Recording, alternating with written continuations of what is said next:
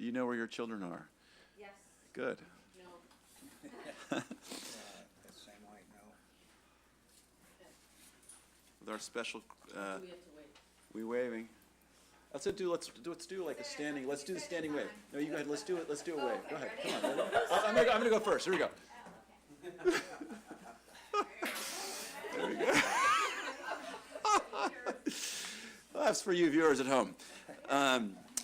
So we're going to call things to order with our roll. Commissioner Klaus. Present. Commissioner Taylor. Present. Commissioner Gordon. Here. Mr. Miyagi. Here. And I am here. So we have a quorum. Any proposed changes to the agenda? Any public comments we should be prepared for? We have a public comment. Great. We'll deal that within. That's our first order of business. Yes, so generally, the public comments to the items on the agenda would take place after the public presentation. Okay, and let's do before the that. commission begins their discussion. So this is a specific one. This isn't a general one.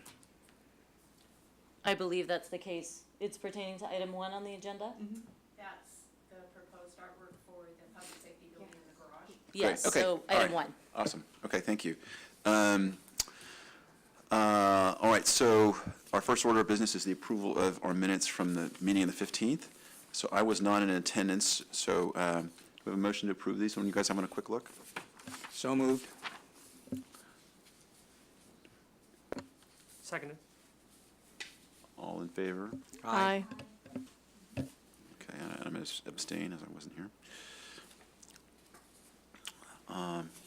Okay, and our staff comments? Yes, so we have a number of interesting things coming up we wanted to make sure that the commission's aware of. The installation of the artwork by Martin Webb for the Avenidas building will be going in January, so we're very excited about that. Same with the artwork for Fire Station 3 by Pete Beeman. Will be installed in the first 10 days or so of January. There is an event January 13th. There's a bio blitz taking place at 11 a.m.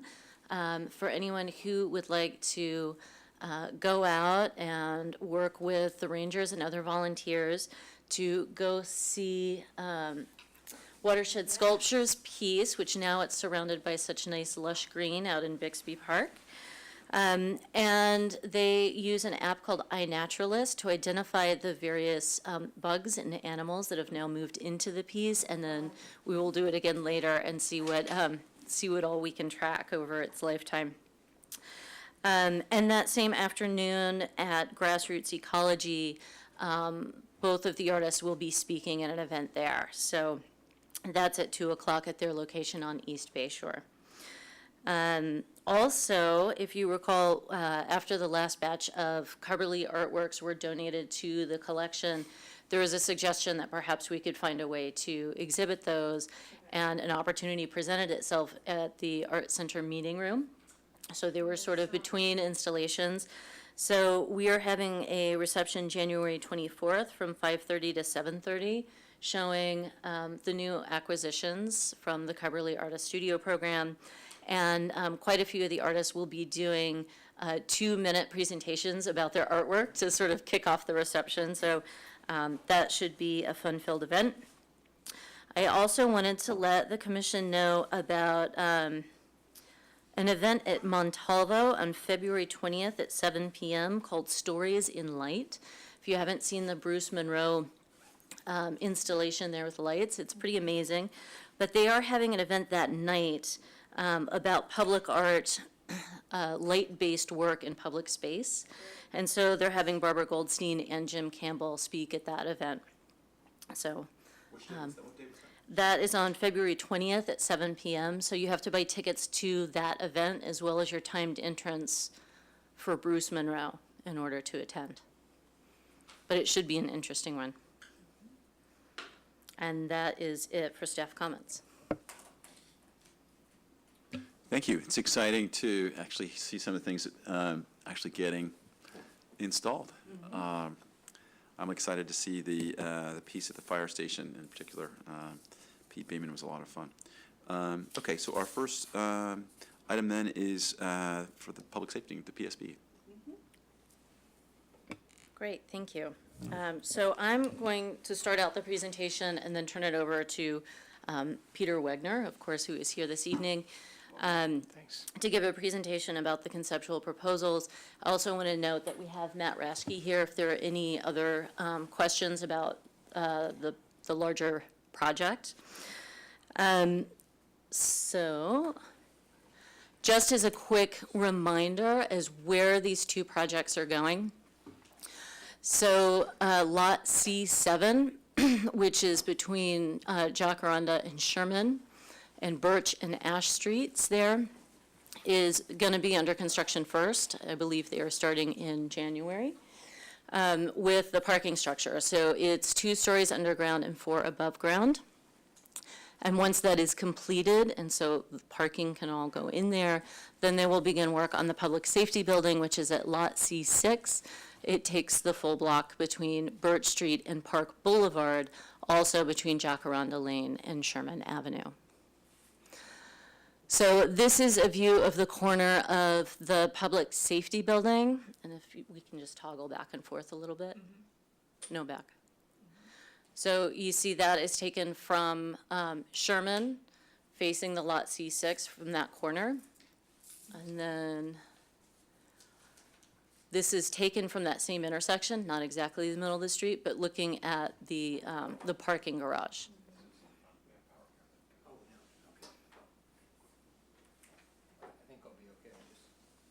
So just a quick recap on the public art process thus far. So in November 2017, we put out a request for qualifications. We had 63 artists submit qualifications. In December, we had a pre-panel bring that down to 22 artists who were shortlisted to go to the selection panel for review. We had that selection panel, and 4 artists were shortlisted to give public presentations. And those took place in January of this year. So the 4 final artists actually gave presentations in this very room. They were open to the public to allow for anyone to come in, get to know about the artists, and leave any comments to the selection panel prior to their decision regarding the final artist, which was Peter Wegner. So that recommendation was then brought to the Public Art Commission in February to approve Peter Wegner as the project artist. At that time, he entered into a design contract and has been working, doing his in-depth research and collaboration with the design team. So we are in the stage of now having the conceptual proposals, and we've gone to the internal stakeholders and the community for input, and now we are here to see you. This is the makeup of the selection panel. Because there's such a broad diversity of stakeholders in this project, it is an unusually large selection panel, but they actually work together quite well. And Commissioner Gordon, of course, was part of that. She could speak to that if anyone had any questions later during the discussion. And these were the goals that were put in the request for qualifications, as well as basically the assignment that was given to the artist, that the artwork, this is the mission for the artwork itself. So it needed to create artwork inspired by the police department, fire department, and OES core values, create an artwork that would enhance the PSB's civic presence, artwork that will be well integrated in the architecture, appropriate to the style and scale of the new public safety building facility, while supporting the integrity of the PSB in critical operations, and something that's compatible with the unique character and heritage of the California Avenue area.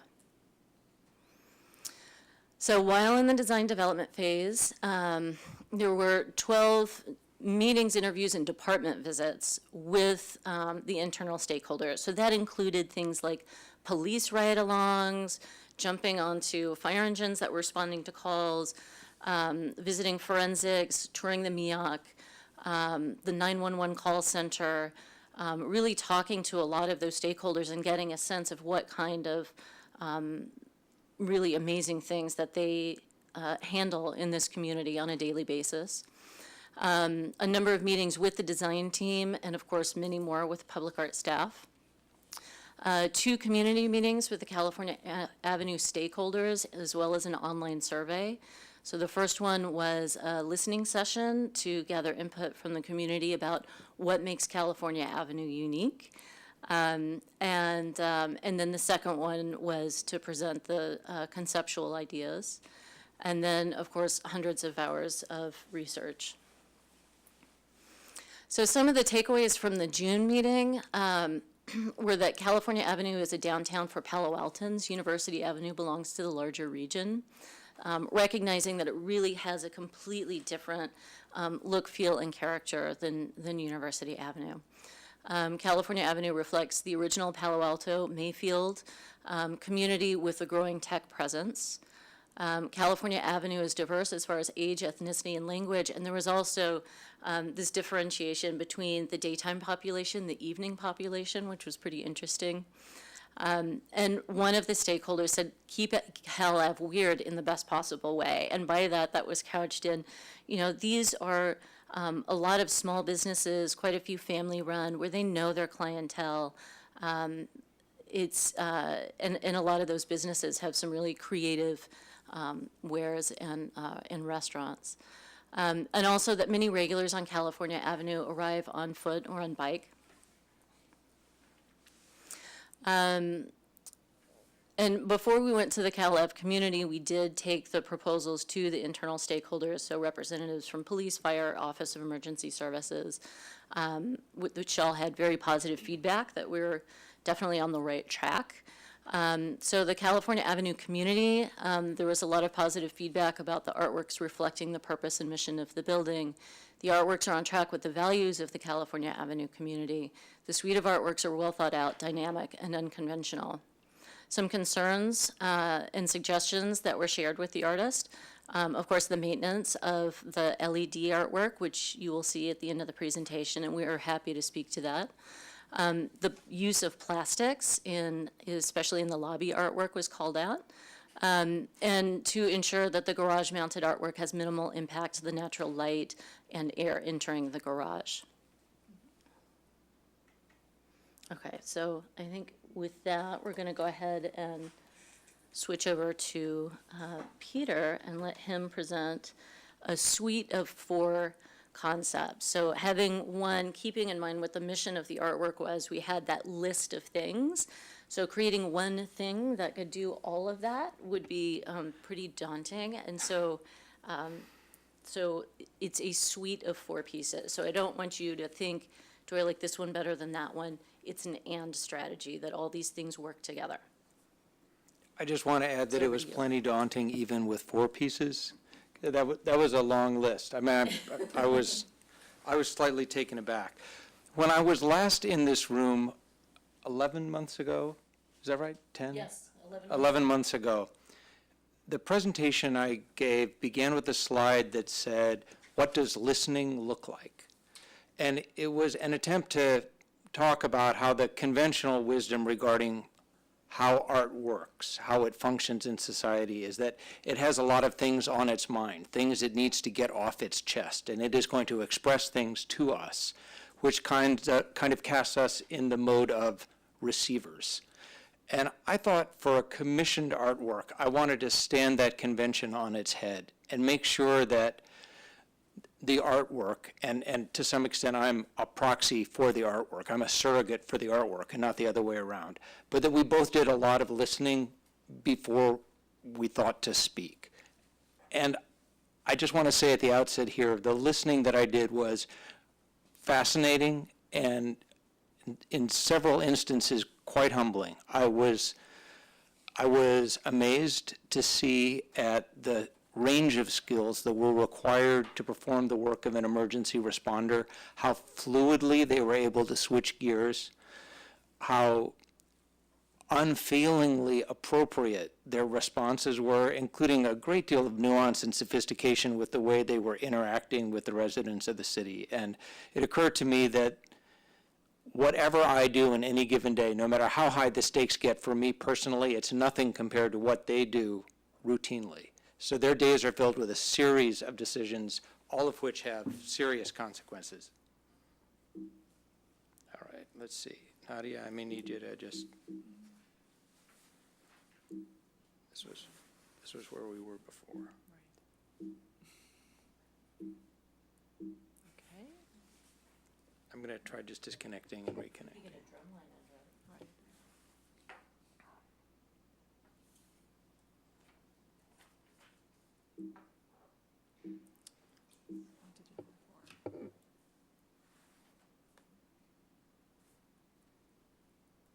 Works unplugged. Let's see.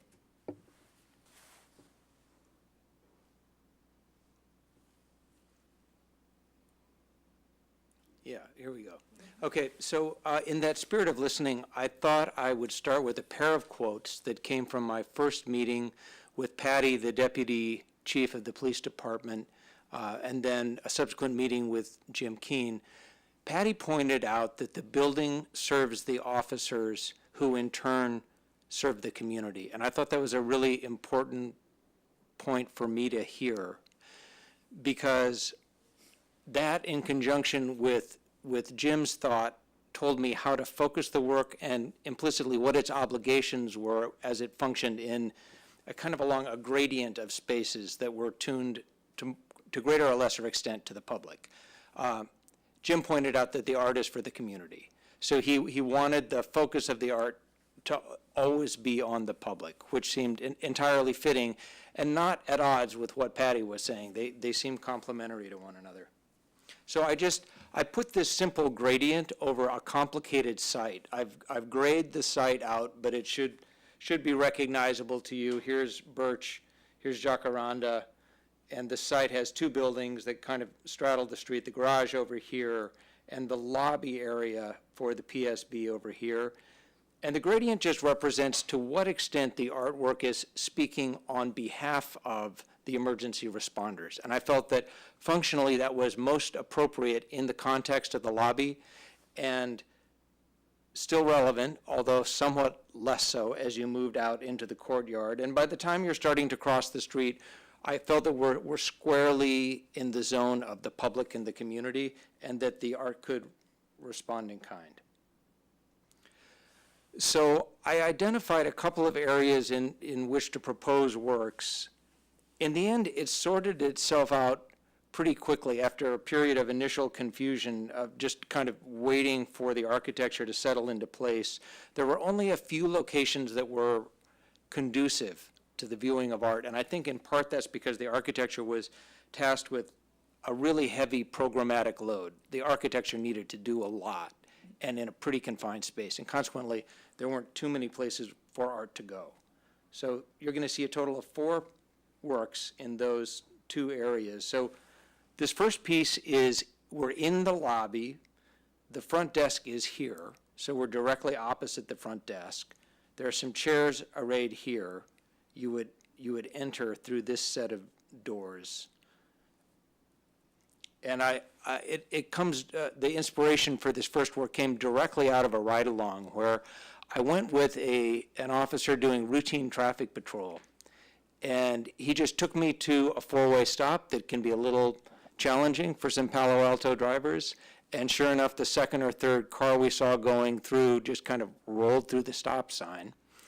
And I was kind of getting this voiceover narration. It was almost like it was in a movie, where I had the officer explaining to me his thought process. And so he was immediately faced with the question, okay, do I pull the guy over or not? Was that enough of an infraction? Having pulled him over, how does he approach the car? What is the tenor of the conversation? How does he gauge the guy's response? Is he going to write him a ticket, or is he going to write him a warning? And it struck me that the basic work of an emergency responder, and I saw this played out between departments, was, and this is just one model, okay, but it's a series of binary decisions.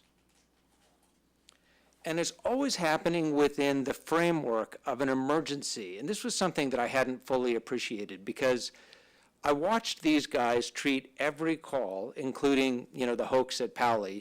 You never know whether it's, say, a kid with a drone at Gatwick or a terrorist with a drone at Gatwick. You must assume the worst. So the emergency responder, even if it's a cat in a tree, you can't treat that as anything less than an emergency. So that mindset and the fact that these guys, people of all genders, were operating always in this kind of high adrenaline, high clarity modality was something that really stayed with me. So I've kind of represented it on this slide and in the artwork as a red box.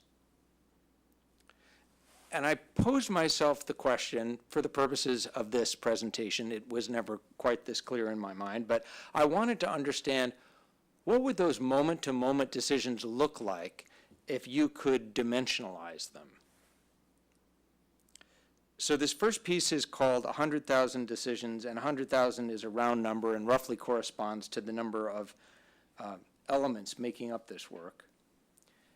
So I thought, okay, here's just a chunk. Here's an abstract chunk. Maybe this is 10,000 pieces.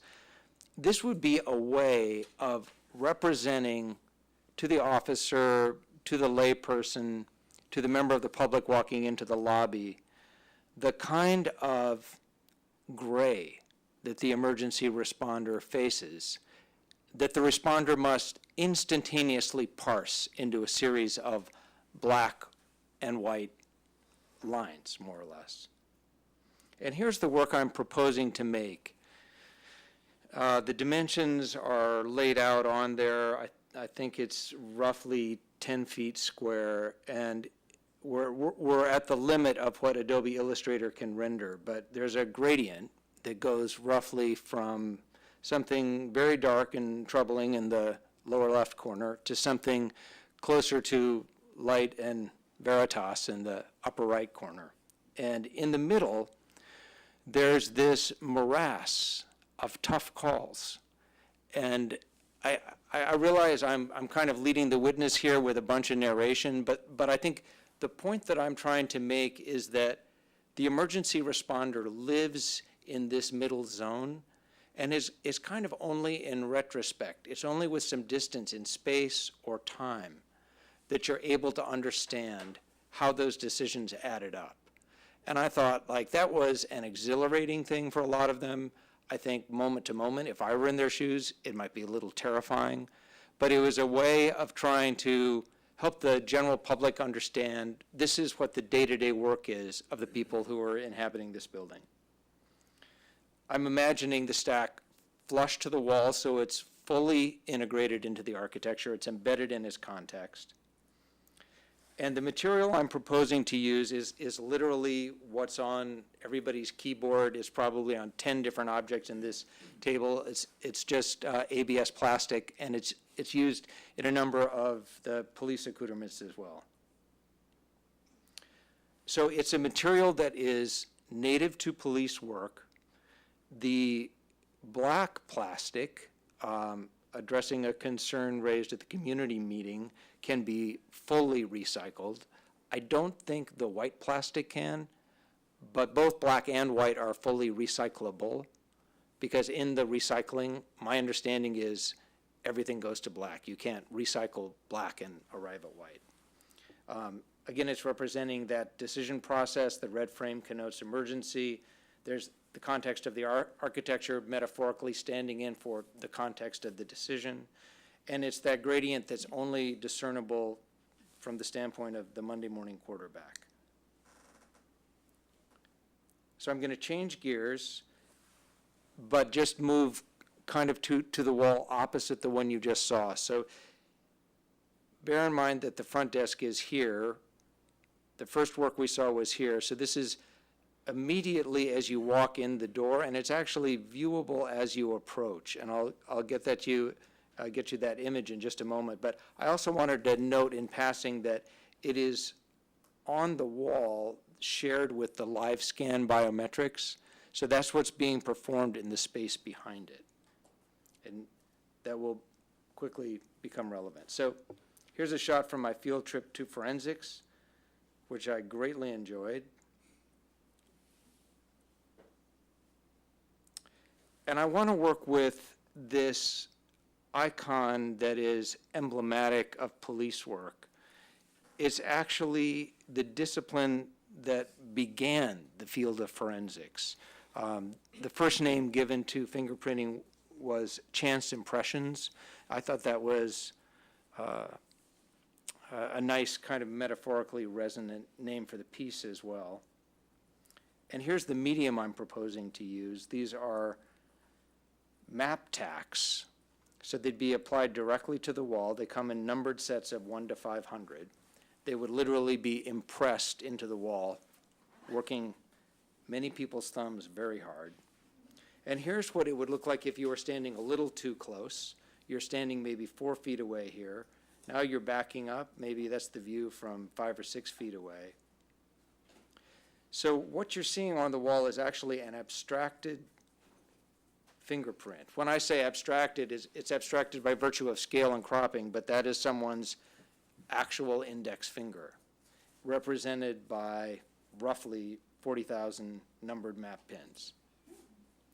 And I removed the glazing in this rudimentary software, but it just gives you a sense of how you're approaching the building, and without knowing exactly what the signage package is going to yield, it's a way that the artwork can begin to telegraph the function of the work performed inside, and with a kind of almost ridiculous specificity to the work performed on the other side of the wall. Like that in itself is kind of just almost a chance event.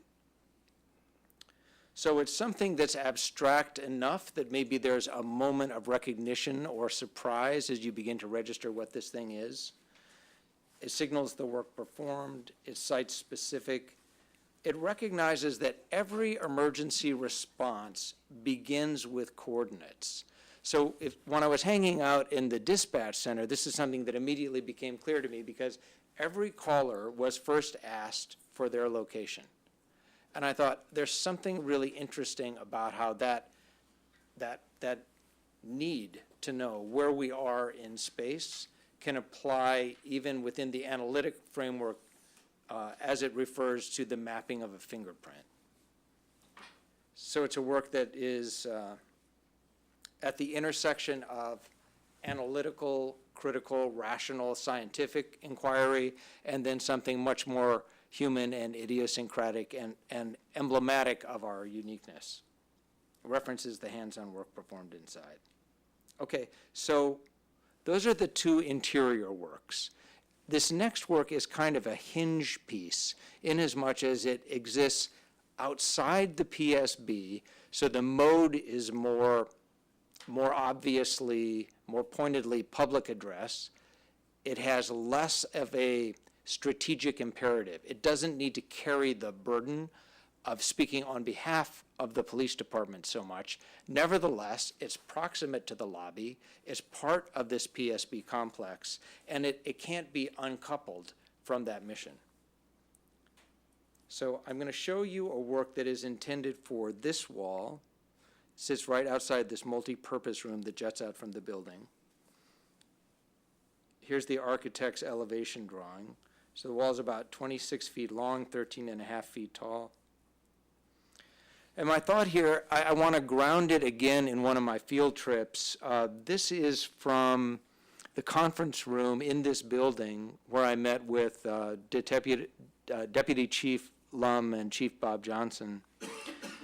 Again, bringing home this idea that everything begins with a place, with a location. Every emergency does. And Chief Johnson made an interesting observation. We were talking about what he was looking for in a recruit. And he said a lot of the people that he interviewed had the presence of mind to spend a couple of pages on the Palo Alto Wikipedia page, which didn't interest him at all, because anybody could do it, and it didn't really evince any particular interest in the job or knowledge of the area. So his question for them was always, yeah, but how much time have you spent riding around the streets? So from his perspective, Palo Alto is something that happens at street level.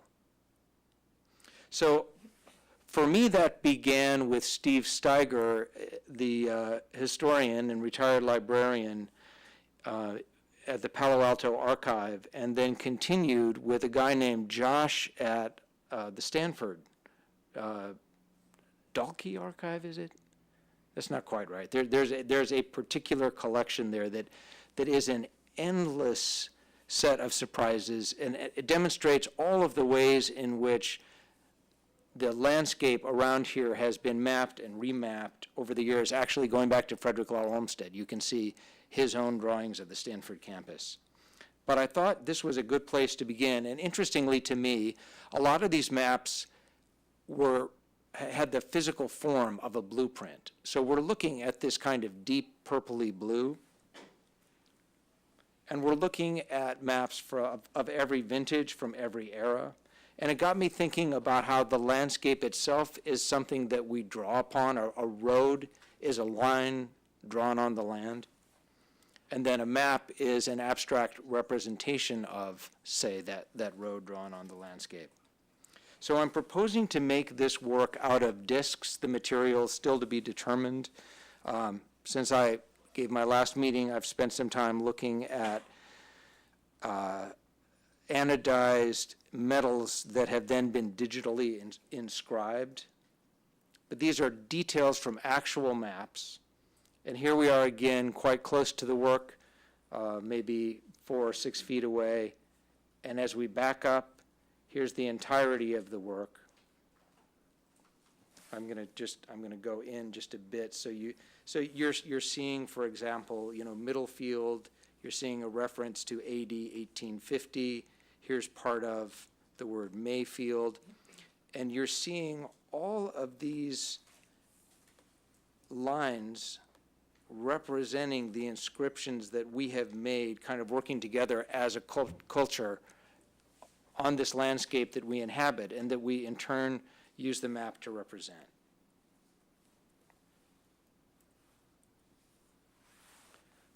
There's the work appearing now within the elevation drawing. And here are my thoughts on it. I thought it had a nice sense of Palo Alto through space and time. And those are relative terms under the best of circumstances. There's the shallow space of the wall. There's the larger space that is Palo Alto proper. There's the immediate neighborhood of Cal Ave. And it's the same place drawn and redrawn over decades and centuries. So it's a work for, by, and about Palo Alto. It's suggestive of elements coming together, so maybe there's a community feeling to it. It's visually legible from a distance in some form, as maybe some kind of cosmic event, say, across the street. You're not going to get that too much, though, because the landscape architects have a row of trees and street lamps that sit, Matt, do you know off the top of your head, 10 or 12 feet away from the wall? Yeah. Something like that. So they it sort of enforces a more intimate viewing distance. And again, this blue is the color of blueprints, early maps, and not coincidentally, the color of the uniforms worn by the police department. So here are these 3 works seen in a wireframe drawing to give you some sense of the conversation that happens between them, their scale, their sighting. The palette that is literally drawn from the visual branding elements used by the first responders, black, white, red, and navy. And then I thought I would take you very quickly, we're going to come back to this for the work that's attached to the garage and across from the courtyard, but I thought I would just take you quickly into this 3D modeling software. Let me see if I can. So here we are. Again, this is just the lobby, right? So I've only rendered the part that I am working within. Most of the PSB is happening over here. There's that shot I took of the fingerprint piece from the outside. Now we're pushing in.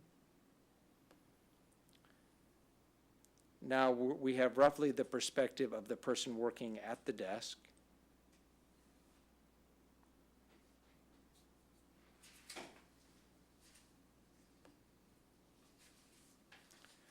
Now we're past the desk, so the glazing here represents the desk. Facing back towards the entry. Now we're just inside the entry. And this was actually the piece that helped me understand the specific relationship of these two. So not that this is critical to anyone else necessarily, but these are, for example, placed the same height above the floor. Clearly the red used here is echoed by the red used in the frame. We're outside. We're pushing in. The green, I removed the trees having put them in because it made it impossible to see the work in its entirety. Now we're standing level with the trees, so that's a kind of view that you might have as a pedestrian, and an oblique view. And I think what I would propose to do is just take you through the fourth work and then yeah. Okay, so now we are across from the lobby, across from the courtyard, but facing back towards it. And this is a work that very much began with the experience of walking around Cal Ave, and when I wasn't walking around it, I was peering at it very intently through the Google Street View. And what I'm proposing to do is create a kind of sculptural facade that is made out of modular LED units, but that derives specifically from this neighborhood building typology of kind of, parking lot, single-story, three-story, the occasional four-story building, but low-slung, vernacular architecture. I've just tilted it on its edge. Here are these modules that technology is decades old, but relatively recently they figured out a way to seamlessly wrap the corner of these units. I'm taking full advantage of that. And here's a view of the location. So it is, we're facing back towards the courtyard. We've got the bicycle racks below. We've got the stairway ending at the base of it. I went to the architect's lighting studies, and this was actually the first thing I did when it occurred to me that this technology might have a role to play. And I just noticed that because of its exposure, there is no point during the course of the year that it's receiving direct sunlight. So it's in this slightly indented corner. It has this canopy extending over it. And one of the things that intrigued me about this opportunity was a chance to work with LED in a way that has not been done before. And what I mean by that is a couple of things. One is you don't see sculptural, architectonic, volumetric use of LED because an LED is thought to define a plane. That's its most efficient use in any kind of commercial application. So what I'm proposing is distinctly non-commercial. But I did a piece several years ago where I realized, it was right after I'd done a work in neon, and I realized, unlike neon, which cuts off sharply below a certain threshold, LED is almost infinitely adjustable. And there's inexpensive sensitometry equipment that allows you to monitor ambient light conditions and key the illumination level relative to it, such that if a cloud passes overhead, literally 2 seconds later, this entire display responds. The light levels are brought down commensurate with the additional shade coverage provided by the cloud. So in general, what I'm talking about is something that is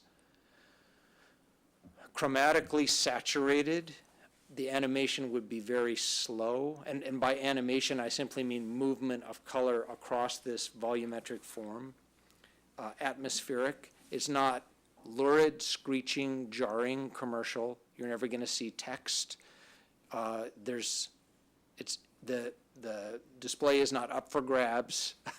It would be fully programmed. And I'm going to show you just some stills, talk to you a little bit about what's possible with the software.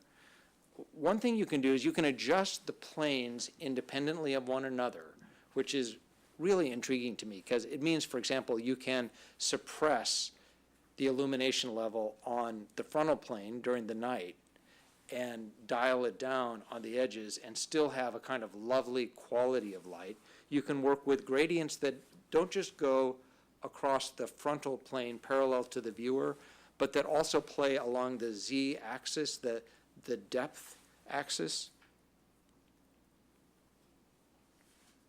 There you're seeing with that frontal facade knocked down a bit in illumination. Here's what I was just describing, where it's more or less off. It's dialed way back. You're at maybe 8% or 9% on the facade.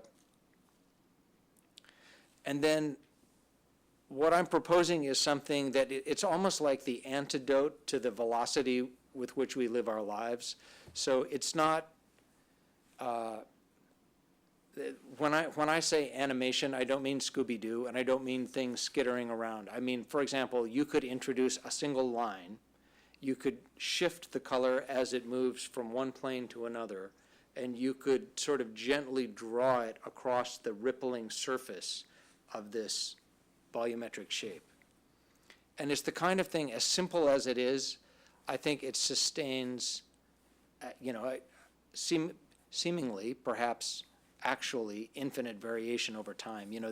The color array is some ridiculous number, like 256 trillion colors are possible. And then what I also wanted to propose was ways in which the programming could tie in with other works for the PSB, so that you can take advantage of the fact that it's a durational work and have it subtly reference or visually cue you to other works that are part of this small constellation of works. And here's just some examples of what I'm just described. In the course of my Googling around, I realized every address on Cal Ave has the same zip code, so I thought I would call it that, 94306. And here's what this piece has going for it in my mind. It's a novel use of this ubiquitous technology. We all use it every day, and it's everywhere. So it would seem to be the most mundane material out there. You can't really get away from it. It is your phone. On the other hand, we're sculptural analog objects moving through time, and it felt to me as if this could restore some of that human quality, because it is also displacing space. So the structure is kind of like a snapshot in time of Cal Ave. Obviously, there's a tech reference, which I hope is not out of place in Palo Alto. Maybe it stands in for some of the color and diversity of Cal Ave, the Avenue of the Arts. I thought there would be a nice and ongoing sense of occasion, like you would arrive at the parking garage or you'd walk in from Cal Ave and just be curious to see what state it's in. It's a little bit like, if any of you lived in New York, you glance over at the Empire State Building because you can expect that it will be different colors depending on the weather conditions. LED animation, or the illumination levels, are relatively speaking low because they're key to ambient light conditions. Animation slow, hours to be determined. So the point I want to make here is that there's an opportunity to be a good neighbor, that it's a civic-minded piece. One of the things that I think Matt pointed out is, or maybe it was Mallory, that it's not actually shining into any residential units. Builds a visual bridge to other works at the PSB and activates the courtyard. So I don't know how much, just to touch lightly, I think by now it's pretty clear that there are some conceptual through lines between these different works. One is obviously color. We've got a palette that connotes the function as well as or kind of through the visual branding of emergency responders, with like red signaling emergency, navy blue signaling police. Color deployed in a pretty cohesive way, so that when you are working towards the dark end of that gradient I showed you, it's very mindful of the fact that it's working within an environment defined by that scope. You're looking at 4 works that all depend upon an aggregation of elements, which I think in a broad way, I'm not saying anybody is going to literally think this, but in a broad way, I think it stands for this idea of community or collective effort. Each of these is or let's just say these three are a kind of a trace. So there's a documentary or a forensic impulse behind them, tracing a fingerprint, tracing a map as a kind of a trace, this sculptural facade as a trace of the neighborhood. It's vernacular materials. Well, that's interesting. Emergency responders should be flooding the scene.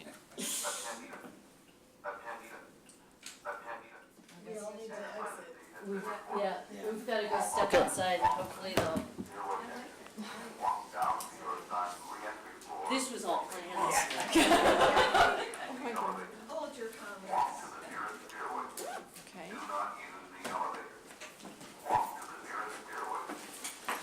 Okay. All right, make sure everybody gets out. There have been some. I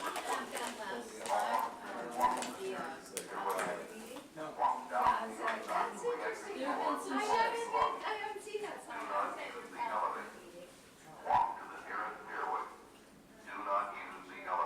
Yeah. No more than the last bit.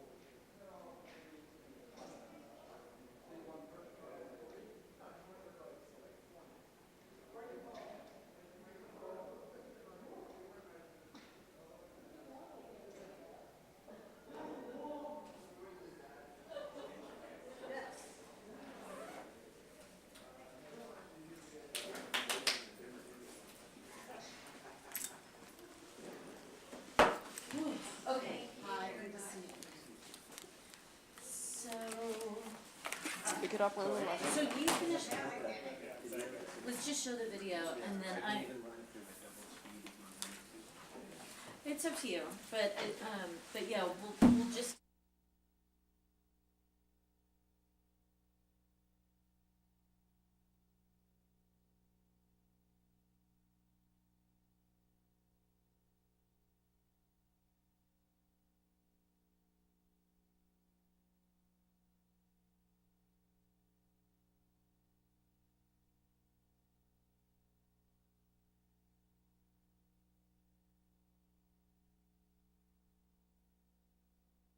Video animation.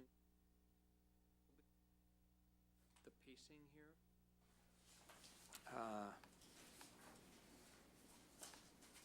By the way, Peter, that was well planned.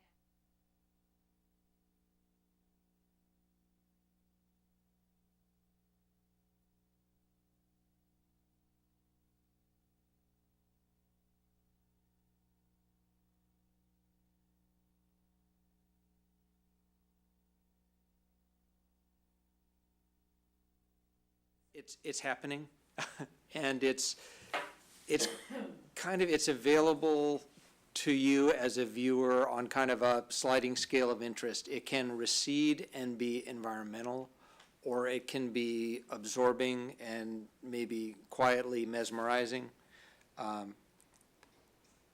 Sorry, that, at some point it stopped. Yeah, okay. Let me, Can you just drag the cursor through, or no, I guess Yeah. you lose the sense of pacing. you know, okay, because I offered to run it through at double speed, but Don't want to give people the wrong idea. So is that the actual speed, this is, or that's sped up? no, this is, I mean, it's ramping up a bit. You know, it's kind of for the purposes of getting something across. But I think what I want to convey is that it's not something that is going to be happening at the pace of, you know, even a Looney Tunes. You know, it's something that's subdued. Keep stopping. Why is that? Okay, you know, at this point, I don't think it's stopping, it's. okay. And I think there's also a possibility of developing a formal vocabulary that includes, you know, 3 or 4 different modes. So this is really simple. This is something that can be easily rendered. But for example, you're not seeing any of the subtlety of working with the dimensional planes on the z-axis, the depth of the piece. And you're not seeing anything happening that like introduces a line or a shape. You're seeing it in kind of its simplest possible mode. I also want to make clear that this is for the purposes of showing how it might be used, that because we're in conceptual phase, this by no means means that this is the programming that would be on the piece. That this is really for just illustrating how it could be used.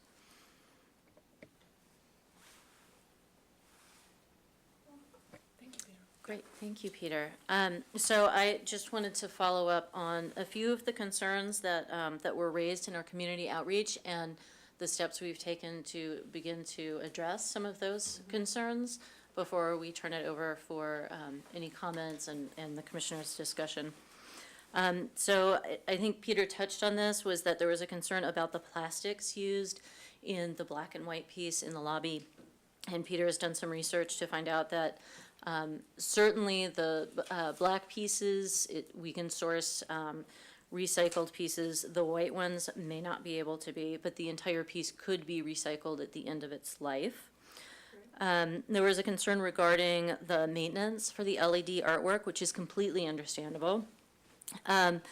So the intent is that at the time the piece is commissioned, we have an opportunity to set aside CIP funds from our Percent for Art funds for the maintenance of that artwork.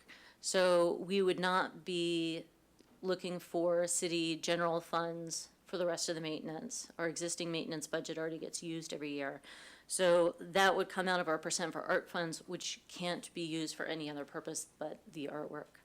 So that is the intent for the maintenance there. The artwork itself would be called out in the Phase 2 contract as far as what the expected lifespan of the artwork is, how we intend to maintain it. So we would have to drill down to a lot of those details as we get into the contract. One of the concerns was regarding the edge of the piece. It's not going to be in there, but the piece where it's in that recessed corner, that potentially some of the LED elements closest to this opening in the recessed corner could block natural light coming in or block air. The garage is actually an open air garage, so it's not going to block air, but we are certainly mindful of the fact that it will have to be pushed back, certainly far enough that we don't want people to be able to mess with it.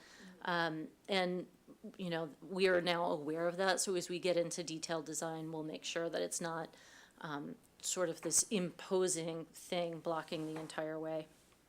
A concern came up about the amount of power required to power the LED piece. And some of the initial research is that it would annually take approximately 1.6 households worth of energy. And that's with certain assumptions. I just want Yeah. to say, like, assuming 12 hours a day, 365 days a year, and illumination that doesn't exceed, I think, 65%, which the LED, 65% of its possible illumination levels, dimmer for, I think, a total of 2 hours. So like to represent early morning and dusk.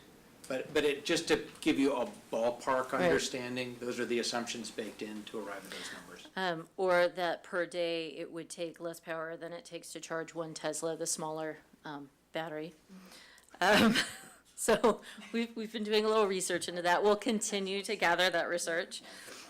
And then, and then someone brought up a concern regarding light pollution. And the team has already looked into that, and especially at the light levels that we are intending to use for this. We are well within the environmental impact report. We're not going to be in violation of any sort of light pollution or have any issues with that. As for timing, as I mentioned, we are in conceptual development. So this evening, staff is hoping to get approval to move forward with more detailed design, some tighter renderings. Then we get into sourcing materials and the stamped engineered drawings and a more detailed budget, so we can then go into the Phase 2 contract for fabrication, delivery, and installation. And I think that's it. All right, thank you. That's a great presentation, very thoughtful. So I think we have one comment from Ms. Shannon McEntee, is that the right pronunciation? So, the way public comments work is that you have 3 minutes, and we can't respond, so we'll just listen to your observations. Okay, great. You want me to start now? Please, you come on up to the mic. Use the microphone so you're recorded. Okay, thank you. Yeah, thank you for giving me this opportunity. I went to the discussion 2 weeks ago, just near California Avenue, where Peter presented like this. So one thing I want to acknowledge is that I love the intellectual approach that he has to this, that he finds his inspiration for his art through intellectual contemplation and visiting, all the visits he did and all of those things. This is fantastic. But and I like the first 3 projects really a lot, the first 3 art projects. But the 4th one, I really have issues with, and that's what I wanted to share with. First of all is the issue, even if it's only 1.6 households a day of energy, our planet is in duress, and I think that all of us cumulatively need to make a difference on these issues. So one is the energy. Second is the plastics that you've already acknowledged. The process for making plastic is horrible. The process for getting rid of it is horrible. And, why do we need plastic in a public art piece when there are other materials that would be so much more earth-friendly?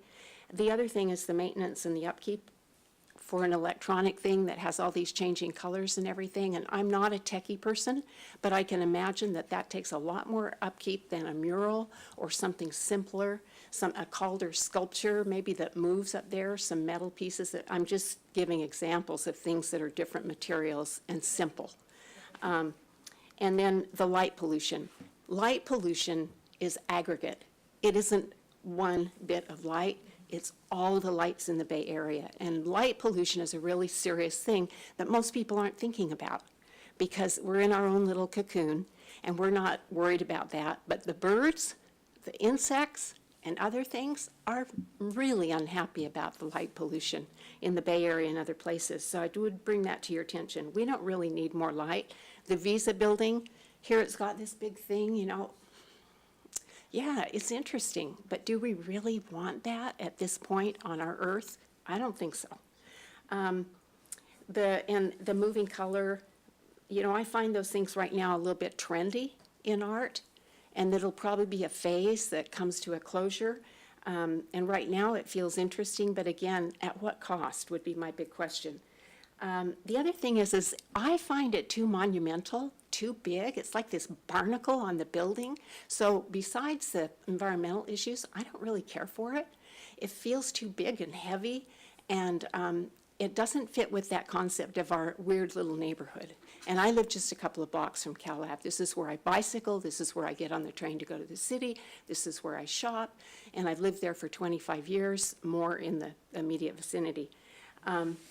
So I think that, okay. I mean, if you just want to finish your sentence, it's fine. And I think the other thing that I would say is that it feels overbearing and too monumental for that little street. That street doesn't, you know, once people go home at night, there's nothing happening on that street. We don't have to have a colorful. Thank you very much. Very little traffic. One train per hour at night. Thank you so much. I appreciate it. Thank you. Thank you. All right, so the floor is open for questions and discussion. So I'll just start also by reiterating how thoughtful and amazing your presentation was. I mean, you really took a lot of things into perspective and heart, and I really appreciate that. And I do like all four pieces in all different ways, but I would definitely say the first three that you showed, I love. Oh, thank you, Nia. The fourth one, that one is a little more, it's unique, and I just have to think about the concept, and it is a little bulky, and I think perspective-wise, it's hard to actually see what it's going to look like, but I definitely want to say kudos, and I'm excited, so. Thank you, and I just want to reiterate what, something Elise said, that we haven't fully articulated an approach. So in representing the work at that scale, what I was hoping to do was make sure the idea came across, knowing that that's the biggest it would ever be, and knowing that no one we're never going to emerge from a public discussion with a great hue and cry that it eclipsed the size of the building, right? So it's from there, it will be only ever less imposing. So I'm not trying to shrink it to the point where its scale is irrelevant, but I'm mindful of the point you raise. So I actually do have two quick questions I just thought of. So with the discussion about the plastics, are there other materials that you have thought about using for the first piece? You know, I've done a bunch of work with paper, and it's similar to plastic in as much as you can have a certain amount of recycled content, and then it's fully recyclable at the end, but it's not that durable, right? It's paper, it's an ephemeral material. So part of the difficulty of this charge is I've got to work with durable materials, and durable materials, unless they come from the earth, are not that earth-friendly. And if they come from the earth, then arguably the process of extracting them is the unfriendliest, it's the unkindest cut. It's the unfriendliest gesture of all. So I had a conversation with Shannon while we were on break just now, and I urged her to consider the opportunity cost so that we're not looking at oh, is this LED or is it nothing? But really try to understand, like, if it's not LED, but it still needs to be illuminated at night, that will be, it'll be something illuminated by LED.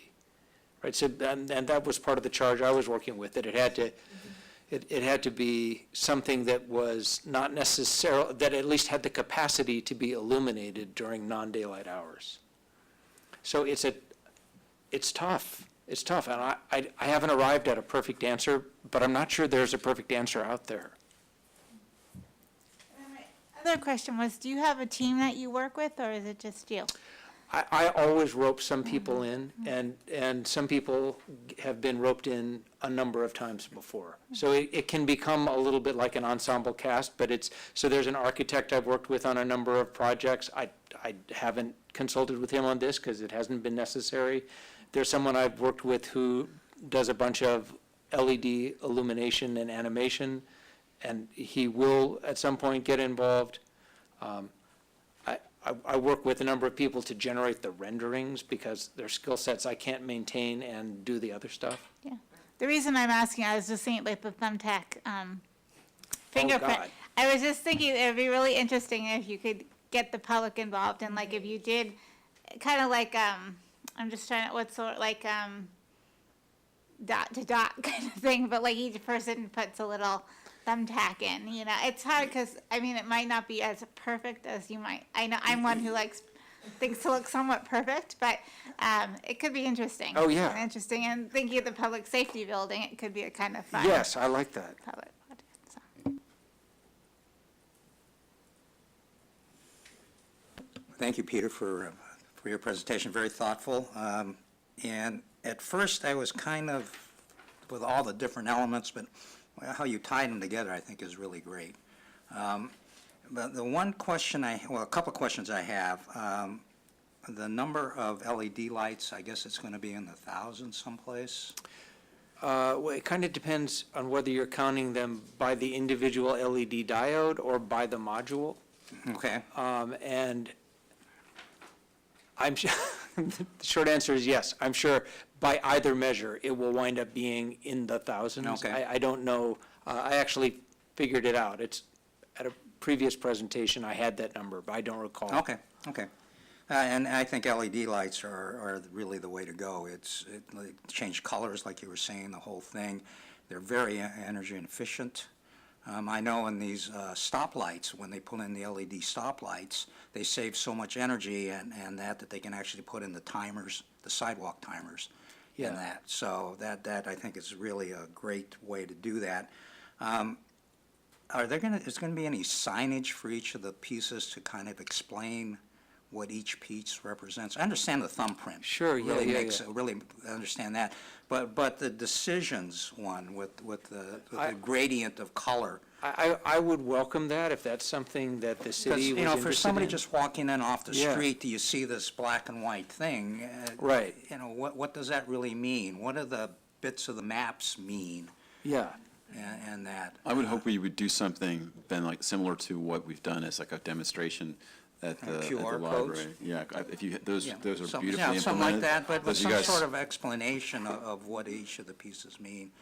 Because they do tie together well, but if you don't know what the individual pieces are, it's a little tough to, except for the Sure. fingerprint. The fingerprint just really says this is public safety. Yeah, well, and I thank you, Ben, for all those observations, and to the specific point you just raised, I think it's probably typical of anyone's experience of art, certainly of my own, to have some pieces where it's kind of a quick get, and I feel like I can pretty much intuit what the artist was up to, and the work speaks directly to me. And then there are other pieces that maybe to me are a little oblique or a little obtuse, and I walk away scratching my head. And what I found is those are often the works that I go back to. And so I'm not suggesting that my experience is representative necessarily, but I'm just saying, if it doesn't hit you over the head each and every time, in my world at least, there's room for that. And I would hope that could maybe be folded into the experience of public art as well. Yeah, in a public safety building, I think most people, once or twice in their lifetime, may go in there. Yeah, And so for the for that visitor, you know, and you may not go in there for a happy reason. Yeah. So, you know, maybe they get engrossed in that piece, and if they understand what it means, it's a little better for them. So that's my thought about that. Yeah, I like that. Yeah. All right, thank you. That's something we can certainly explore as we get into detailed design, and once the commission determines if we want to continue to do the mobile app, or if when we do on-site signage, we could certainly integrate something that's got a little more information available. Just really quick, I share the other commissioners' the appreciation for the presentation, Peter, how well thought out it is, and the pieces proposed. Just a really quick question, because I think a point has been made that's a good one, that anything that uses a certain amount of energy or products, that those responsibilities, the decision has to be taken seriously and discussed, but using anything is difficult. And it struck me, maybe Elise did this intentionally or unintentionally when we're talking about energy use, but this is the fourth piece, is a piece that's actually going on a parking garage. Right. And when we're talking about speed, the speed of cars or the speed of our life today and slowing it down, there's an exchange that you're having there with what it means to be moving in a vehicle. Certainly, I suspect the relief of the buildings as they once were probably will feel dated at some point in the future, and it'll be historical in a way.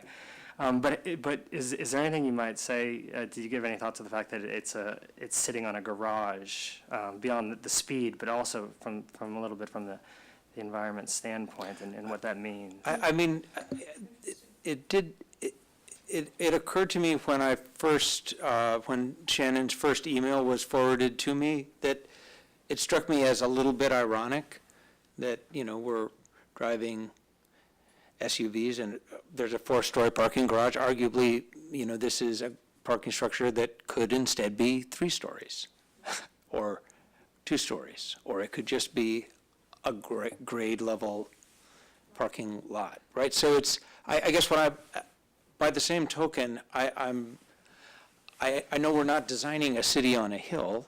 We've got, you know, we've got the Palo Alto that has grown up around us, and we're trying to slot ourselves into the urban collage. So I understand and respect the fact that we need transportation and everything consumes energy, and maybe that's the point that you're making. But yeah, I mean, it crossed my mind. Can I just ask you, I'm looking, excuse me for being on my phone, I was just looking at some of your other pieces again, and I happened to notice the one that you did that looks like a gradient, and I was wondering what material was that? Yeah, so. That reminds me a lot of the black and white. Yeah, that was, then- sorry, Nia, go ahead. So I was just curious what other materials you've used that maybe could be interesting for us to think about. You know, I have only used paper. The piece Nia's referring to is called Guillotine of Sunlight, Guillotine of Shade, and it was on 2 sides of a gallery wall at SF MoMA. And it was kind of a spectrum divided by a wall. And it's just, industrial materials potentially absorb all the same dyes that paper can. It's hard to source them. It's hard to find more than a few examples of colors. So for example, that particular piece had 40 colors, so the richness of that spectrum was from having lots and lots and lots of closely keyed colors that were commercially available to work with. But they're not color fast and they're not durable.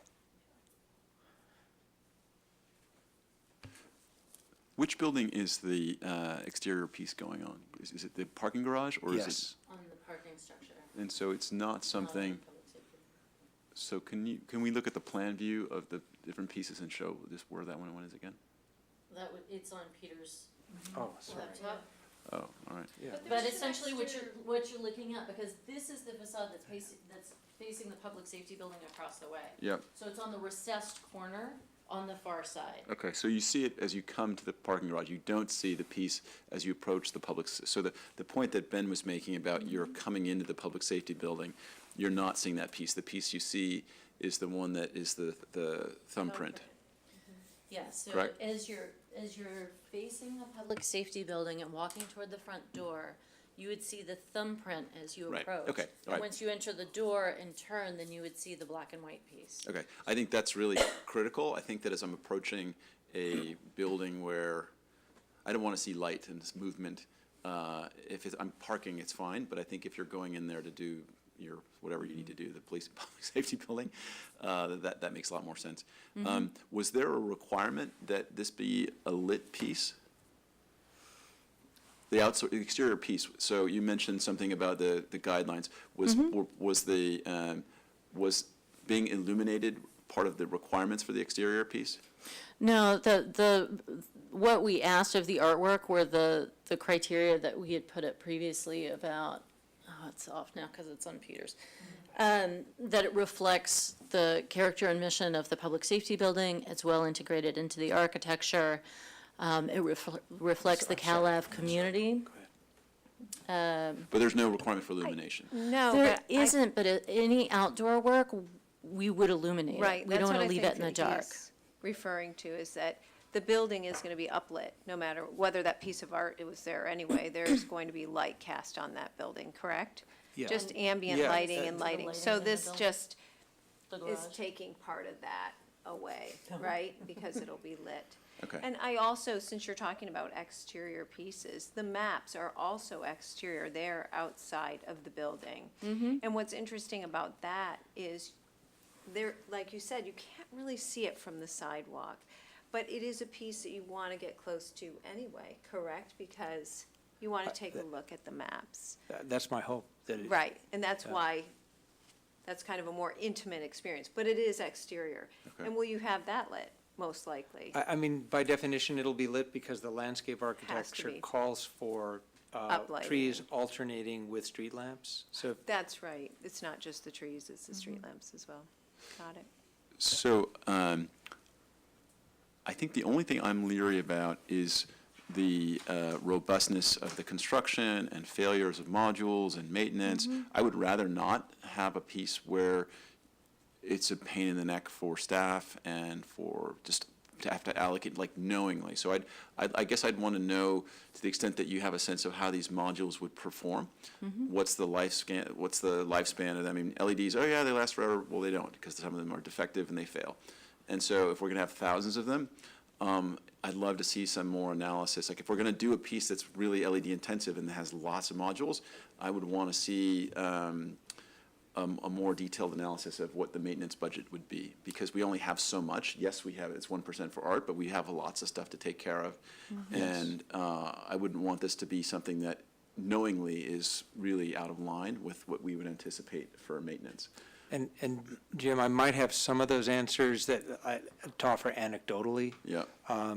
Did the panels you chose, are they, have you worked with them before, or do you have a sense of the?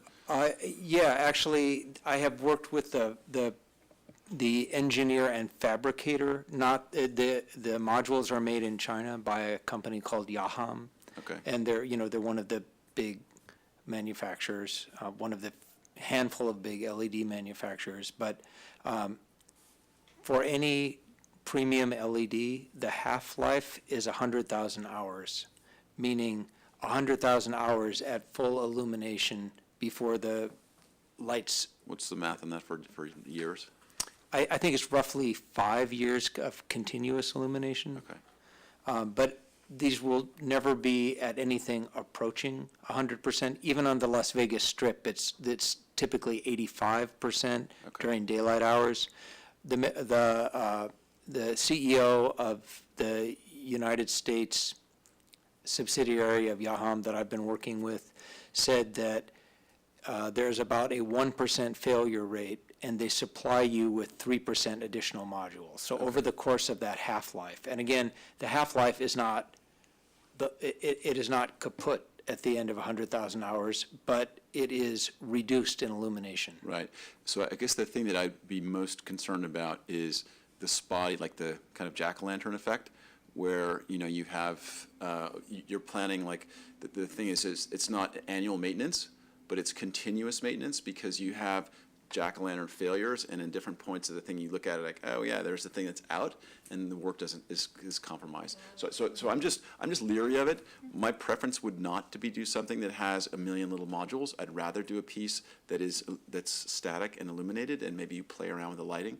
So I like everything else, but I'm not in favor of a piece that has this much complexity, unless, that we can kind of demonstrate. I mean, I don't know how old the panels are. Like anyone says, oh, it has a half-life of 100,000 hours. Well, how long has it been in market? Do we really know? Is any of the things that are out there, or is this like a lab-tested thing where we think it's going to be that long? That's my main concern. I think it's beautiful, and if we decide to go forward with this, I just would want to see the analysis to make sure we're really planning for it, because it's going to fall on you guys. And like, oh yeah, hey, Jim, did you see there's a panel or module out? Like, I don't want to get those calls, and I don't think you do either. That would be the one concern that I would have. It's interesting that you mentioned that, Jim, because I was just thinking there's an artist I really like named Julian Opie, and he does really interesting, it's like, at least I saw you nodding your head. Do you know Julian Opie? No. Oh, okay. He does, I want to say they're called pentagraphs, but they're movable. They look like they're moving, the pieces. And I was just thinking about something, I don't know, I can see like the piece that you're doing, not to tell you what to do with your artwork, but like it looks like it could be a time lapse even kind of piece. I don't want to add like technology back into it again, but I'm thinking like even like a video kind of time lapse of like using your theme of maps, but like from 1800s all the way up to today, like to show how buildings change and buildings get demolished and then new buildings, kind of something like that. I don't know if that's something. I mean, just one other observation, like the medium that you chose for the piece at GSB, where you have the train tickers. I mean, that's something that's like it's a known thing, like that's in train stations in hundreds of cities, and Yes. that's a known. So you have a better sense. And if we had similar information, like I don't know whatever the half-life is for one of those guys, but it'd be nice to just know, like, okay, this is a robust thing. It's used in industrial or commercial applications in Vegas, and we learned that X. Here's how they actually perform in real life.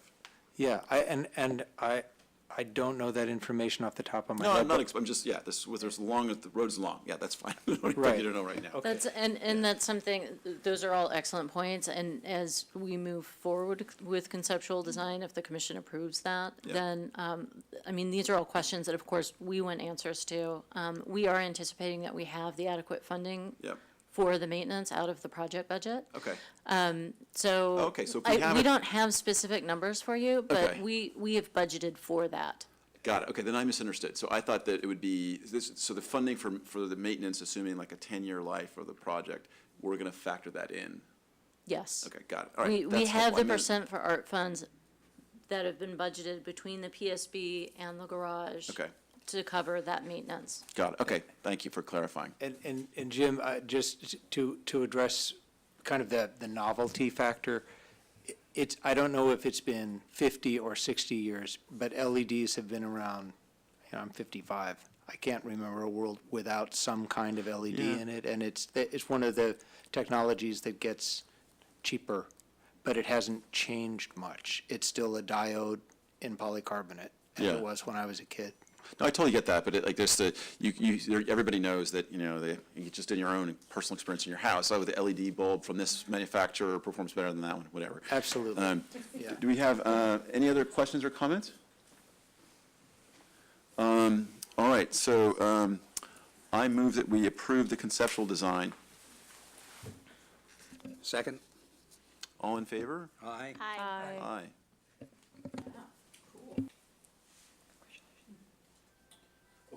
Okay, so our next order of business, thank you very much. Thank you, I think Yeah. this is my moment to step away. Thank Going on to other items. Yeah. Thank you so much for your. Yeah, great presentation, super exciting piece. Pieces. Holidays, Happy New Year. Okay, the next one is near and dear to my heart, the reallocation of funds for the University Avenue Tunnel. There is a copy of the applicable budget there. And this was on a previous agenda, but because Chair McDowell was not here, and he saved me. sort of spearheaded that discussion, now that we have him here, Okay. the floor is yours. So as folks know, in this case, we had a very ambitious concept for reanimating the tunnel at University Avenue. The staff has done an amazing job in concert with a number of different organizations within the city to see what's possible here. And I think that we've arrived at the conclusion that there isn't a lot that's possible. So I would rather release these funds from their current dead end and have them be freed up for other applications. Any questions or thoughts or comments? I remember the thought process behind this. So is that then 45,000 that we're releasing, or I think that's the right number. is that it right Elise, can here you on confirm? the current? This is the, So there was the $30,000 University Avenue Tunnel Project that the commission had previously allocated. And then there was an amount that was supposed to be matching funds to the Stanford contribution for that, so that was another 15,000. So if you're looking at essentially undesignating both of those, it would be a total of 45,000 between the two. I just have two really quick questions, because I'm obviously new to this discussion. The first is there some sort of political process by which we have to alert Stanford so they don't just find out? That's just a process question. And the second is there, because what you're proposing, Jim, makes perfect sense to me, is there a response, or what would be the process for developing a response for people who came to, say, the staff or to us and said, what of the tunnel now? Like, have we just given up on the tunnel? Or how do we yeah. answer that? so do you want to answer the first question first, and then I'll address the second? Yes, there is not really a formal process for that. There was an initial design contract entered into with the artists who were on board at the time. So, whether that came out of Stanford's portion or portion, they were in the same place. I think it's good to remember that Stanford has always been a willing partner for projects such as this. That project we stopped working on how long ago? Like I 2 mean, years ago. This is a while in the rearview mirror, and then I don't know if you want to address the overall challenges. Sure. Yeah, so no one's going to say, whoa, hey, wait a minute, because it's been a dead letter issue for a while. But I think that there are a number of challenges within anything that involves any electrical, because you're dealing with Caltrans and maintenance, like it's a major infrastructure thing. We can't just start monkeying around in there with the wiring. Painting it, some of this, the concrete isn't sealed, and so it leaks. So it's just a mess. So painting, electrical, I mean, I had an idea. I mean, I researched, like, can we put panels in there? It's just hard. One of the things I was hoping we might be able to do is mount panels on the wall in such a way that you could have, like, plastic, kind of the way they do billboards, where you throw something up, and that wasn't practical. So it's just a tough spot. It's also pretty narrow, and the ceilings are really low. So there's just not a lot you can do. Just try not to spend a lot of time in there. Yeah. Would you guys add anything else? I mean, I don't know if I covered the key I challenges. thought you also looked into vinyl, too. The vinyl for panels. Vinyl on the walls, it's just not going to stay. Right. So they really did take a long look. Yeah, when I wasn't working, I took was kind of researching this and really wanted to do something, and because I go through that tunnel constantly, and it's a drag. So anyway, Quickly move on. I move that we approve this reallocation of funds. Second. All in favor? Aye. Aye. Okay, the third order of business is the allocation of funds for Coverly stock by Lexa Walsh. Great. So as some of you may know, we had submitted a grant application some time ago to the NEA for a series of artist design projects that would not only engage the community in thinking about the future of Coverly and making sure that the arts are central in that conversation, but this lead artist would also work with a number of other artists who would do various projects. And so Lexa Walsh was that lead artist. She is based out of Oakland and for years has done a project called Oakland Stock. And part of her proposal was to do a series of these at Cubberley. Since we did not get the grant, we are not anticipating taking that on, but would like to do a one-night event of Cubberley Stock. And essentially the way that works is people go online and purchase a modest price ticket to come to the event, and they are served, there are two kinds of soup, a vegan soup and a non-vegan soup, and usually some bread and tea and some sweets. And 6 artists give proposals for, in our case, it would be ways to animate the Cubberley campus temporarily using public art. So those 6 artists would make their pitch to the audience. The audience does one round of voting. The finalists then get to make a secondary pitch, and then the final voting is in, and that artist receives all the funding that was collected that night. So it's a pretty fun, very democratic, very transparent type of process. The other thing I would like to add is that the original idea is that we would do this in conjunction with the Cubberley master planning process, which is currently underway. They have their next meeting, in fact, January 24th, I believe. It's the same night as the Cubberley reception, but you could go from one to the other. Just saying. But that having an event such as this might be really helpful in bringing some of those same stakeholders together to share a table and break bread and talk about some of these more fun ideas about Cubberley. Some of those meetings, they're really getting into some, some heavy issues about parking and, all these various things. And so it would be really nice to be able to bring people together through the arts and remind them that the arts are central to Cubberley and should remain so. So that is the intent behind the project. The $2,500 would be enough to purchase the supplies. Lexa Walsh is a licensed caterer. She would prepare the soup off-site and bring it on. So it would be the supplies for the food, her artist's fee, and because the room we would do it in only seats 50 people, it would be matching funds for the number of tickets sold so that the artist would potentially have up to $1,000 to execute their project. And that's it. This is so cool. Yeah, it's a good idea. What's the date for that we're targeting? We don't have a date as of yet, so we just wanted to find out if we could get the approval and then go ahead and identify a date and then work out more of the details from there. I think this is a great idea, and I like the fact that people have talked about, what is the Public Arts Commission, performances, and I've always felt like, we don't want to stray into that territory. We're stretched thin as we are, but I feel like this kind of bridges a nice step that's within scope of what we do. So I'm really supportive, and I'm wondering though, are we going to raise enough money for the artist to be able to do anything with it? What do we expect to net for the artist? Is it only $1,000? Yes, these are really low budget, and actually, if you look at some of her other ones, this is her Flickr page.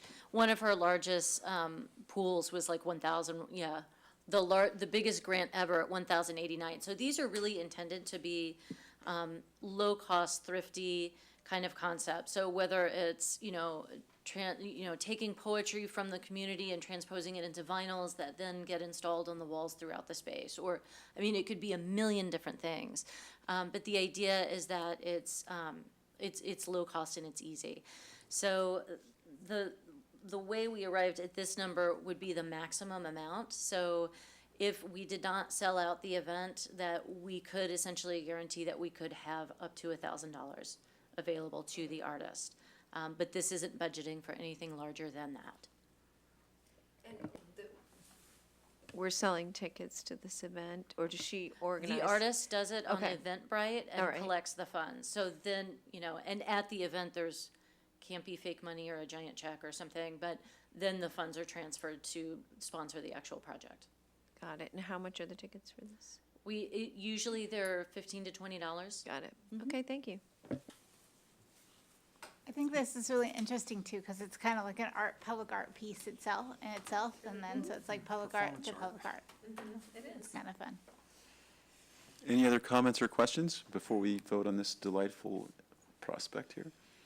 No, I So like it. I do have one actually question. So with Jim's comment, if somebody has a really great idea that might need a little extra money, they could come back to us and say, or is it something that it's 1,000, 1,000 is 1,000, that's all? Generally, they would have to scale it to fit the budget, but I Okay. think we're pretty secure in saying you could have $1,000 Okay. between the ticket sales and the matching funds that would be allocated this evening.